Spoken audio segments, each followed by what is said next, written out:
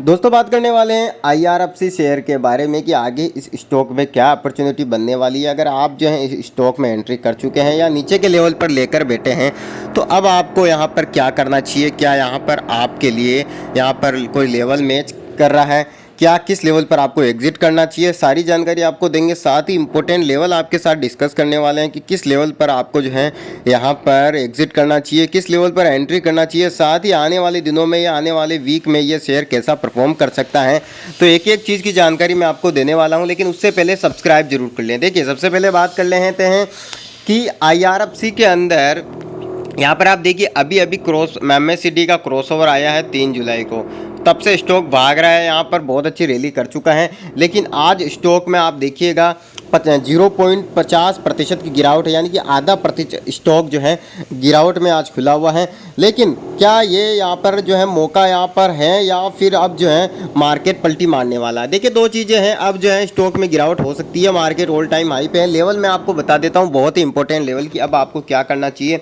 इस स्टॉक के अंदर। सबसे पहले मैं आपको बता दूँ यहाँ पर कुछ लेवल बहुत ही इंपॉर्टेंट लेवल है। देखिए सबसे पहला जो इम्पोर्टेंट लेवल यहाँ पर इस स्टॉक में है 180 रुपये के आसपास। जी हाँ, इस स्टॉक के अंदर 180 रुपये के आसपास का लेवल बहुत इंपॉर्टेंट है, इस लेवल का आपको ध्यान रखना है। 180 रुपये के आसपास जैसे ही ये स्टॉक जाए आपको थोड़ा सतर्क हो जाना है, क्योंकि यहीं से स्टॉक ने एक बाउंस बैक दिया था और यहीं से स्टॉक ने एक गिरावट दिखाई थी। तो यहाँ पर कंपनी अच्छी है, आगे आने वाले समय में अच्छे अच्छे प्रोडक्ट्स कंपनी को मिलने वाले हैं। लेकिन आपको ध्यान रखना है कि यहाँ पर आपको फ्रेश एंट्री अभी एक साथ हेवी क्वांटिटी नहीं लेनी है, क्योंकि जो लाइन मैंने ड्रॉ कर रखी है ये इसका एक ब्रेकआउट है और ब्रेकआउट के बाद सस्टेन करके यहीं से स्टॉक ऊपर गया था। ऐसे में आपको ध्यान रखना है कि मार्केट में थोड़ा सेलिंग आने दीजिए, क्योंकि अब प्रॉफिट बुकिंग आ सकती है। काफ़ी दिनों से मार्केट में बहुत अच्छी यहाँ पर तेज़ी देखने को मिली है, तो जाहिर सी बात है अब थोड़ी बहुत यहाँ पर गिरावट जो है देखने को मिल सकती है। दूसरी चीज़ मैं आपको बता दूँ कि चार्ट इतना अच्छा बन रहा है वन डे चार्ट या टाइम फ्रेम का पिछले कुछ हफ्तों से, कुछ महीनों से। लेकिन अब जो है क्योंकि यहाँ पर देखिए जैसे ही इसने ब्रेकआउट किया था 200 रुपये का और वहाँ से स्टॉक जो है अब ये सस्टेन, मुझे नहीं लगता कि शायद सस्टेन नहीं कर पाए। देखिए इस लेवल का स्टॉक ने यहाँ पर ब्रेकआउट किया था, आप देख लीजिए, मैं बता देता हूँ 200 रुपये के आसपास जो है स्टॉक ने ब्रेकआउट दिया था और जैसे ही इसने 200 रुपये के आस का ब्रेकआउट दिया स्टॉक सस्टेन नहीं कर पा रहा है और अब ये आने वाले वक्त में और भी गिर सकता है या फिर यहाँ कंसोलिडेट कर सकता है। तो अब आप क्या कर सकते हैं, देखिए दो चीज़ें हैं। अगर आपका लॉन्ग टर्म व्यू है तो आपको यहाँ पर इंतज़ार करना चाहिए, यहाँ पर मार्केट को देखना चाहिए कि आगे ग्लोबली सेंटिमेंट क्या रहते हैं, मार्केट के क्या इंडेक्स गिर रहा है या नहीं।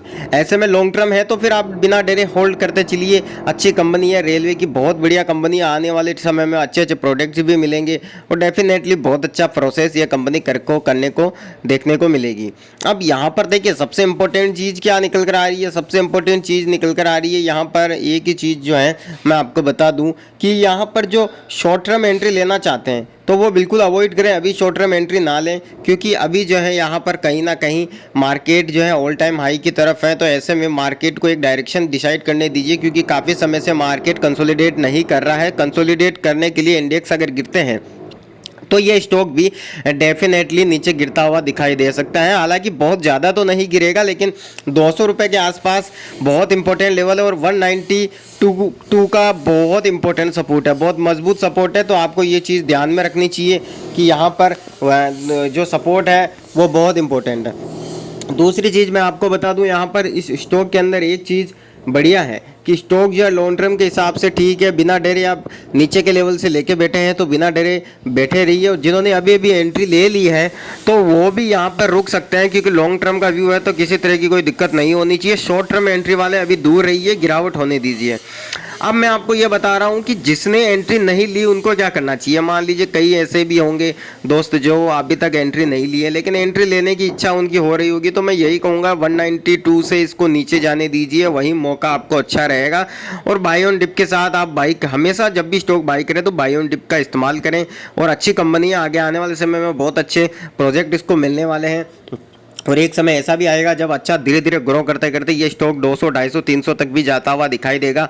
कंपनी में किसी तरह की कोई खराबी नहीं है। बस आपको ध्यान क्या रखना है, यहाँ पर स्टडी करनी है, एनालिसिस करना है और नज़र रखनी है कि 192 लिख के रख लीजिए, मार्क कर लीजिए। 192 या 191 का लेवल बहुत इंपॉर्टेंट सपोर्ट है। अगर ये टूटता है तो स्टॉक में गिरावट यहाँ पर डेफिनेटली देखने को मिलेगी। दूसरी चीज़ मैं आपको बता दूँ, स्टॉक के अंदर एक चीज़ और इम्पोर्टेंट है कि इस स्टॉक के अंदर सबसे इम्पोर्टेंट है यहाँ पर लॉन्ग टर्म के हिसाब से ये स्टॉक कैसा प्रदर्शन करेगा। तो आप जो है यहाँ पर इंतज़ार करके इस स्टॉक में जो है एंट्री बनाएं।